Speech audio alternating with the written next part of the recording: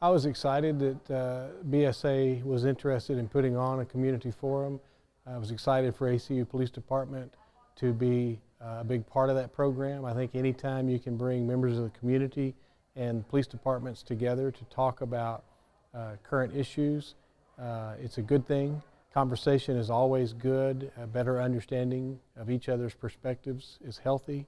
And so I was excited that they were putting it on and that we were going to be an active part of it.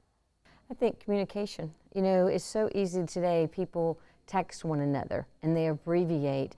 And if I read a text message, I may not read it the way you want me to perceive that message. I may interpret it wrong. So communicating face to face in an open forum where people can feel comfortable to ask any question they want to ask and know that we're going to answer it to the best of our abilities. But I want them to feel safe to do that.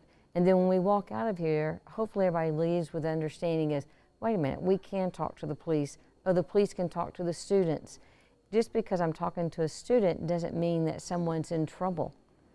I enjoy getting out talking with people as well as a lot of the officers do, and the students like to do that also. But sometimes people perceive us communicating as if there's an issue between us, and there's not. I think the average non-law enforcement person in this country has a lot of misconceptions and misunderstandings about police officers and about police officers' practices, what we do as police officers.